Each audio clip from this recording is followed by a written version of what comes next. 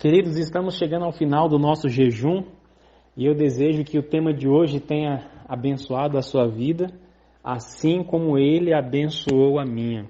Que tema poderoso, não é? Afinal de contas, nós somos barro, o Senhor é o oleiro e nós precisamos nos permitir passar pelo processo de transformação. Cada um de nós temos uma história, temos uma jornada, estamos em um momento diferente do processo, mas estamos todos nas mãos do oleiro e precisamos crer de fato que assim o é.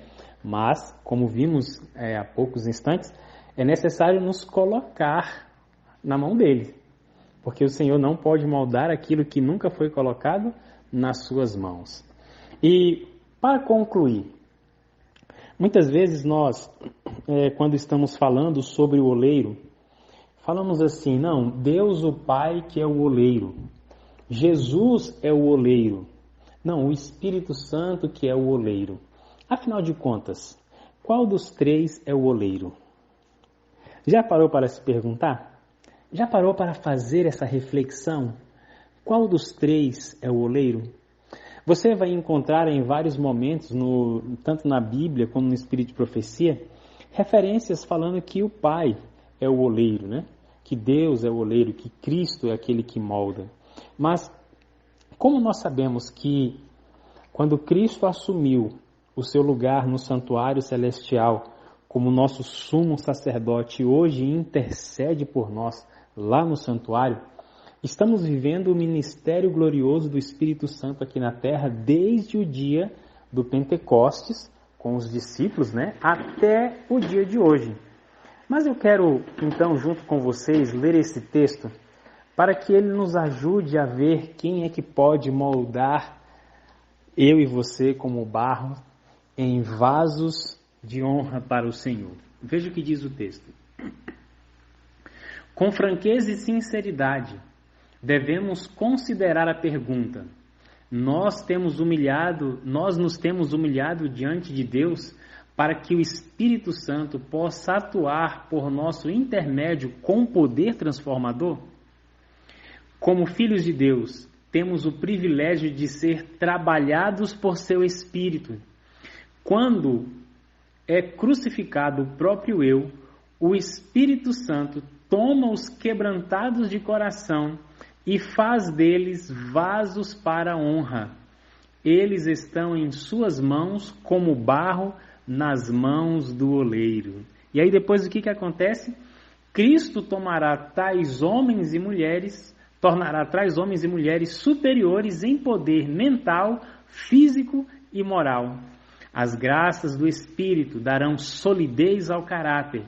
Eles exercerão uma influência para o bem, porque Cristo habita na alma. Amém? Que texto poderoso, hein? Esse texto é tão revelador quanto todos os outros e nos ajuda a entender o processo de Deus. Quando nós olhamos para Cristo como nosso modelo, temos exatamente em quem nos espelhar.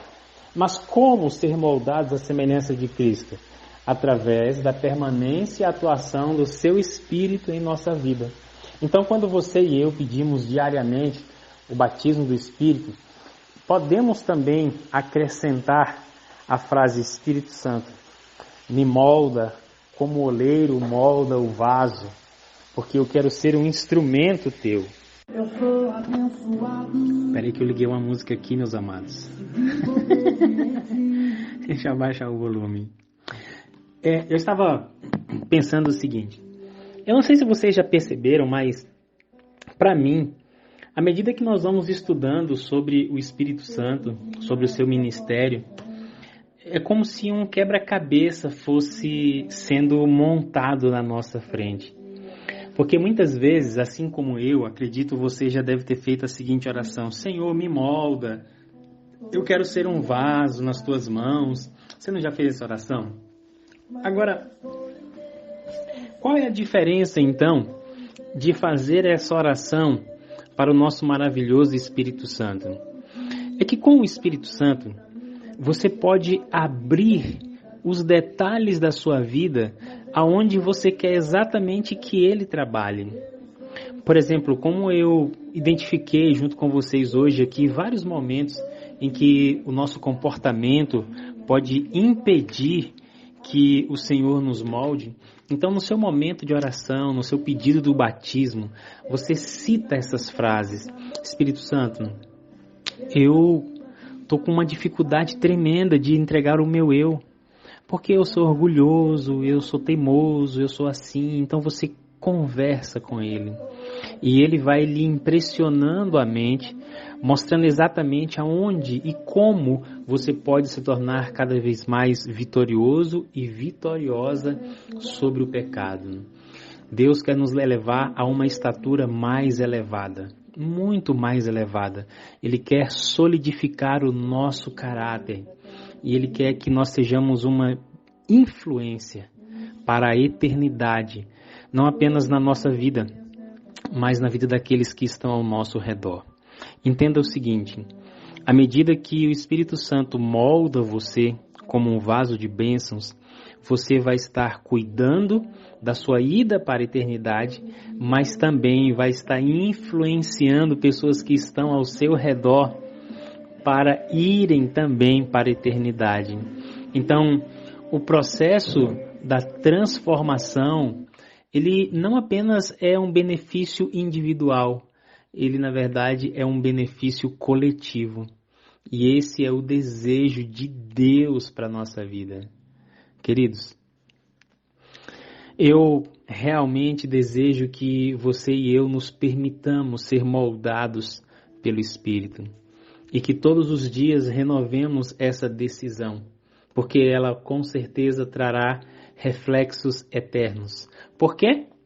Porque como o tema de hoje do nosso jejum é o quê? A olaria da eternidade.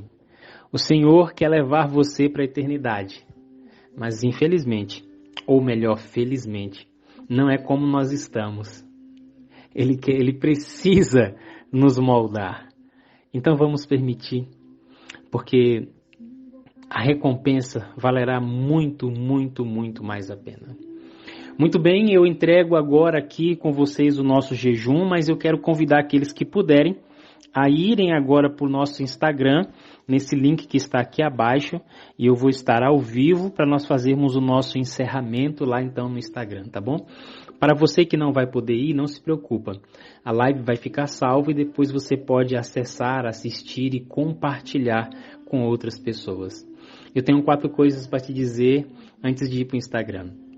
Eu amo você, eu preciso de você para ser feliz, você é a imagem visível de Deus e eu creio mais em Deus. Por quê?